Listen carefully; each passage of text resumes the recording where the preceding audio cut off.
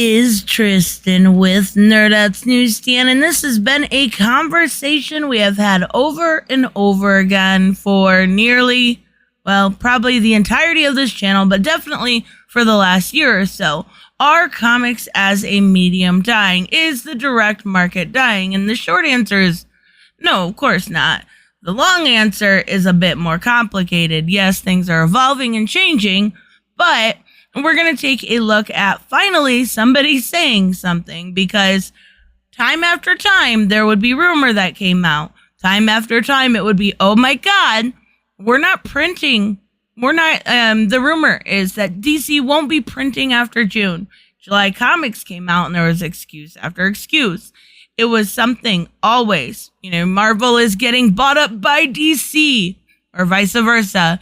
It was rumor after rumor. Todd McFarlane, Robert Kirkman, they're definitely, in talks to buy. Oh, it gets tiring because it's all BS, but facts and companies don't come out and actually address these things. And now we have somebody, Jim Lee, actually addressing these things, and I think it's about time, and I think we should take a look at it. Now, I'm also getting some numbers from Comic-Con, finally.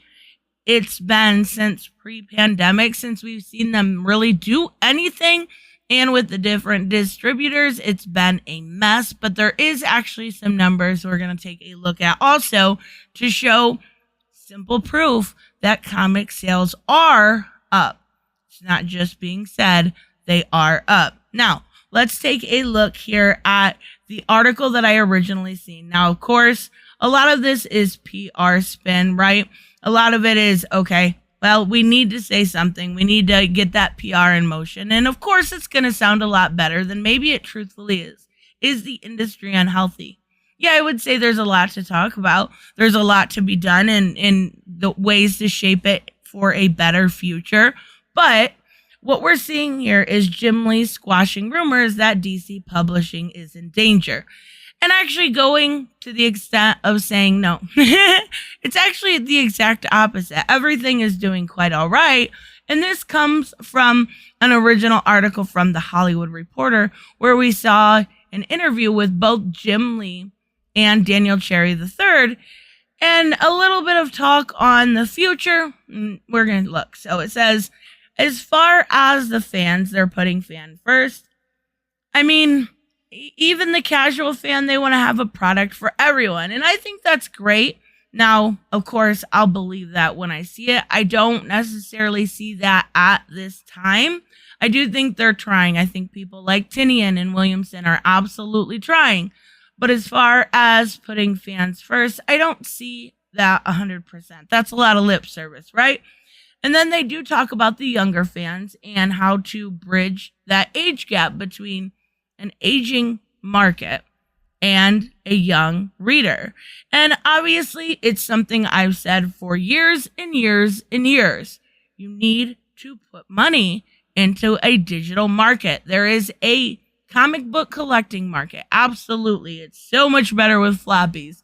But once I was removed and unable to do the floppy portion and go straight digital, it took me some time, but I did get used to it. And it's a lot more easy for me to organize. I like it. I know everything's backed up. Everything's good. I can log into, Comixology, or I've been using Google Books lately because I like their setup a little bit better for reviews. But you can sign into it from any computer, any device, and your books are right there. I think that needs to happen for a younger market, simply because they're reading on their phone, whether it's Shonen Jump or they're watching Netflix. It's all right there. It's all at the touch of a hand. So now Jim Lee does address specifically all of what was going on with this last year. He says, occasionally you will run across that article or tweet, and I have to bite my tongue to not jump into the conversation. It's the furthest thing from the truth. If anything, it is the exact opposite.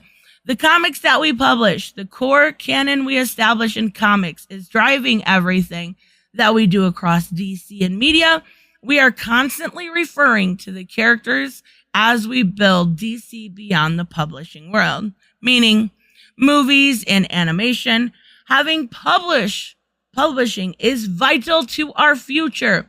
You can't rest on the laurels of having an influx of new voices, new characters, new points of view is vital to keeping the industry healthy and representative of current times.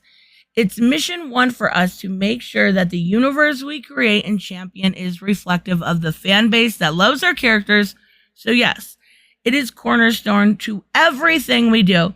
And Daniel Cherry's just like, yeah, there's actually that statement in the paper. Like, okay, his answers were kind of silly, but even so, it was something to read. Now, of course, like I said earlier, a lot of it's PR, but he goes on to say our numbers are higher than expected and physical copies are doing great. Retailers are all in a really strong position right now. I don't know if that's because there are no physical comic book conventions to distract our readership, but book buying really went up during the pandemic. Now, we actually hadn't seen a lot of proof of that. We actually hadn't been able to do anything but take word of mouth on that. Now we're going to head over to Comic-Con and prove those numbers, right? So if we look at June and March, and June of 2019, March of 2020, and June of 2021, you can see a substantial gain in revenue. You can see a substantial gain, and it shows us that what they're telling us is definitely true. We're seeing an increase. DC's back up to almost 50 books again after they had cut the line quite a bit. And now we're seeing a massive, it went from 8 to 8, stayed pretty similar, and then now to 11. And all but DC is doing good. Really, really good. We're seeing, this includes anything done by Diamond. So you've got Boom, Black Mask, Image, Dark Horse. All of them are included, IDW. And they're all doing pretty decently too. And you also have to remember, because it's something that is brought up in my comment section quite often, about the graphic book novels being all taken up by manga. Yes, that is true. But if you were to actually look and combine each floppy, that would be a sale of a graphic novel. So if you take a manga graphic novel has 15 different issues, you have to look at all 15 of those issues. And if they each sold 200,000, which is very unlikely, that's a higher number, it would end up being 200,000 times the number in that issue. So that's very fair, but also a little disingenuous at the same time. So we're looking at Venom.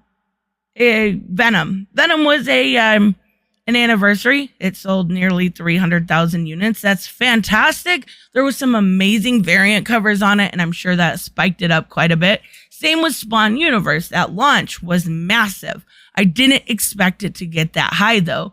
Bounty Hunters of Star Wars. All right, I think that was a key issue, and it was a number one. So nearly 200,000. I was actually surprised to see High Republic a little bit lower than that, but I know the first issue sold 500,000, so that's huge. Berserker, it's always going to sell good. It's not personally for me, and that's okay. I know a lot of people really do like 150,000. Batman, 130, which is amazing to see, because we know when it was, under the guise of Tom King, it was more like 80. That's a 50,000 gain, and that's awesome. Demon Days Mariko, that is an X-Men title, something I'm not super interested in, but that ends out our 100,000 titles. So number 7, Nice House on the Lake, I absolutely loved. And then 2 X-Men titles, all, again, right around the same mark. All of the top 15 are 80,000 and above. All of the top 10 are 90,000 and above. And if you take a look at the top 7, they're all 100,000 and above. Compare those to previous years, and you will see how much this has substantially gone up. Even titles like Static Season 1, I enjoyed it. I know a lot of people weren't so happy with it. That was 80,000. Batman Fortnite, right? That is a great selling title. And the thing is these don't include when it comes to these Fortnite 0 points. So it's got 4 and 5 on here for June. Those don't include the DC Infinite numbers. And that is a lot of, it was $7.99 a month. A lot of people went and got it because it was cheaper to get that and download it and get the actual, like, you know, things you get with your V-Bucks and the back blings and all of that, than it was to get both books. So a lot of people did it that way. Those numbers are not included. You got to remember those digital numbers are not included. So that just substantially raises it. But I think it's pretty clear at this point that it's not doing bad. It's not. Is it again, I'm going to reiterate, it's not saying that it's amazingly healthy.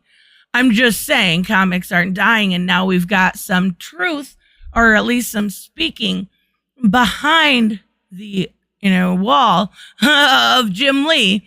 And he's finally addressing those rumors. It's about time. I guess better late than never, but even so. So let me know, of course, what you guys think about this. The article's in the Hollywood Reporter if you want to check it out. There's a lot more that's said, but a lot of it is just general good feelings in PR. And I didn't really want to talk about that. So let me know, of course, what you guys think. I will see you in the next one. Bye-bye.